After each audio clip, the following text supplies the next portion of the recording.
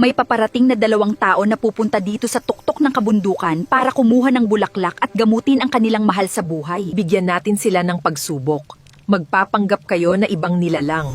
Titingnan natin kung hanggang saan ang kanilang kabutihan. Kapag sila ay nakapasa sa pagsubok, ibibigay natin ang bulaklak na gamot sa lahat ng karamdaman. Opo, estranghera. Okay na po ba itong pagpapanggap namin, estranghera?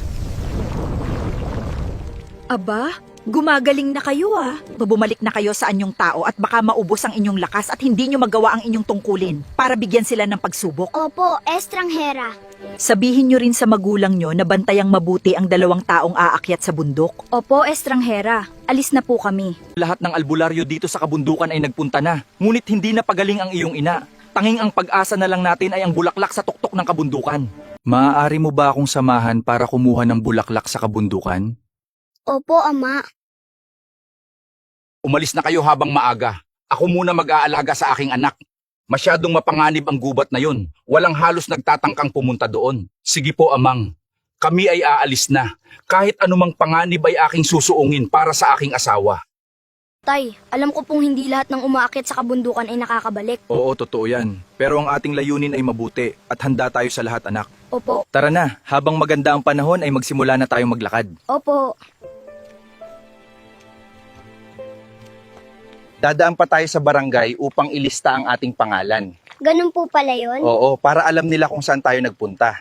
Magandang araw ho. Magandang araw din po. Tuloy po kayo. Ano-ano ang sadya natin dito? Di ba may sakit ang iyong asawa? Sino nag-aalaga sa kanya? Huwag mong sabihin nandito ka para magpalista at pumunta sa tuktok ng kabundukan. Opo, Kapitan. Magpapalista kami ng aking anak at pupunta kami sa kabundukan para hanapin ang puting bulaklak na sinasabi ng matatandang gamot sa kahit anong karamdaman. Sabihin ko sa iyo, Iho, 10 taon na akong nagsiservisyo dito, 200 ang nagpalista, tanging 2 pa lang nakabalik. Kung buhay lang naman po ang kapalit, ayan naman ang sinabi ko sa altar, na handa kong ibuwis ang aking buhay para sa aking pamilya. Hindi ko malalaman makakabalik ako kung hindi ko susubukan. Ito lang ang tanging gamot na makakapagpagaling sa aking asawa, kaya lahat gagawin ko. At ikaw, Iho, alam mo naman din ang pwedeng mangyari sa'yo, di ba? Maaring hindi na kayo makabalik. Napakaliit na tsansa na makabalik pa kayo. Opo, handa po ako sa lahat ng mangyayari. Hindi ko po hahayaan mag-isa umakyat ang aking ama. Malaking tulong po ako sa kanya para palakasin ang kanyang loob. Sige, ililista ko na kayo, Leo Valdez at Miguel Valdez, nagpalista upang umakyat sa kabundukan. Okay na ang lahat. Mag-iingat kayo. Maraming salamat po, Kapitan. Maraming salamat talaga. Galing ba kayo kay estranghera, anak? May pinag-uutos ba siya sa akin? Itay, sabi niya, bigyan niyo ng pagsubok yung 2 papunta ng kabundukan. Hindi niya po alam kung mabuti o masama ang hangarin nila. Pinaramdam na nga natin sa mga masasamang tao na hindi para sa kanila ang lugar na ito.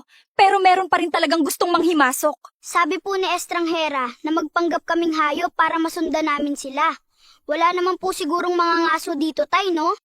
Kung ganoon, tara, magsimula na tayo. Bigyan na natin sila ng mga pagsubok. Tara, sumakay na tayo. Tara na!